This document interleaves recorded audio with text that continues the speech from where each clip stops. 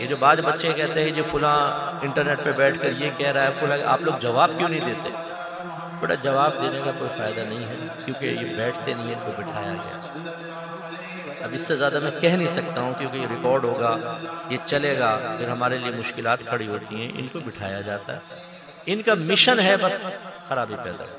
آپ کتنے بڑے بڑے دلائل دے دیں، وہ ماننا ہی نہیں، تو اپنا ٹائم ضائع کرنے کا کوئی فائدہ نہیں ہوتا، ٹھیک ہے نا؟ اس لیے پھر جوابات نہیں دیتے، ورنہ چلیں چیلنج قبول کر لیں، بیٹھ جاتے ہیں سامنے ایک دفعہ، بیٹھ کے پھر بات کرتے ہیں، بالکل شستہ طریقے سے ہوگی، دلائل کے ساتھ بات ہوگی۔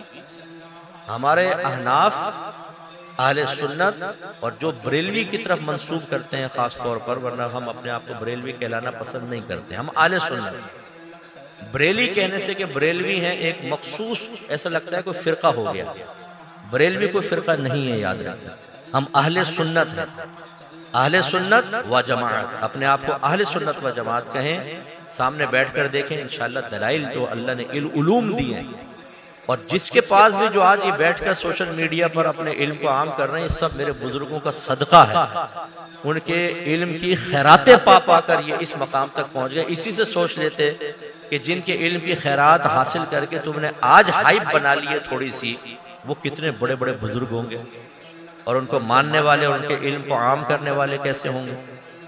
اس لیے سامنے بیٹھنا تو بہت ہی مشکل ہوتا ہے، کبھی موقع ملے گا تو انشاءاللہ۔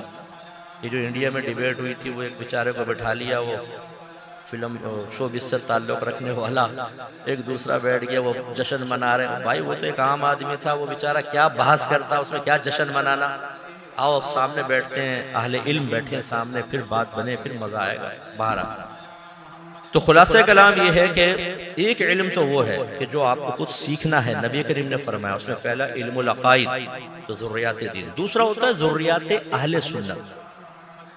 ہمیں اہل سنت، بعض مسائل ایسے ہیں کہ ان کو آپ تسلیم کریں گے تو سنی رہیں گے، ورنہ سنیت سے خارج ہو۔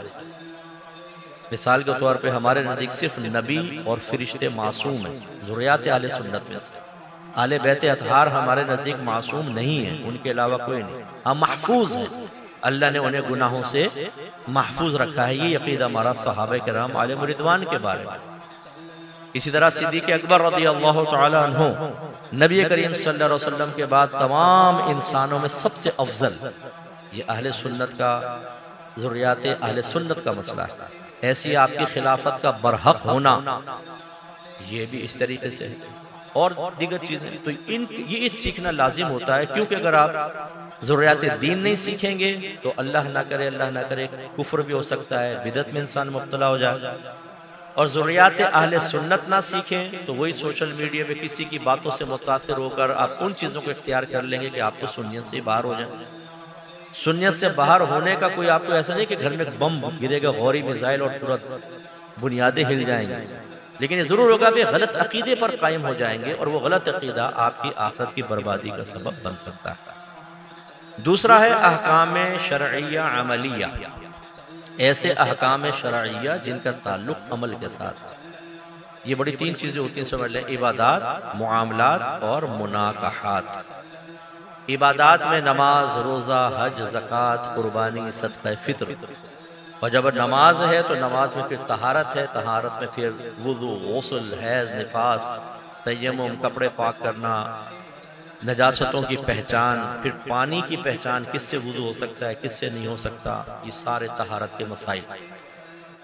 معاملات کے اندر ہمارے جو آپس میں خرید و فروخت کہہ لیں، انویسٹمنٹ ہے، اجارہ ہے، آپ سروس پرووائڈ کرتے ہیں، اس کے پیسے لیتے ہیں، آپ جاب کرتے ہیں، سیلری لیتے ہیں، یہ جو معاملات ہیں سب اس میں آتے ہیں۔ مناکحات میں میاں بیوی کے معاملات آ جاتے ہیں، نکاح ہے، اس کے اندر مہر ہے، نان نفقہ ہے، اور ان تمام میں اتنا ضروری علم سیکھنا، یعنی اتنا علم سیکھنا لازم ہے، ضروری ہے کہ ہم عبادت کو، معاملے کو، میاں بیوی کے جو حقوق اور فرائض کے تمام سلسلے ہیں، انہیں شریعت کے مطابق کر سکیں۔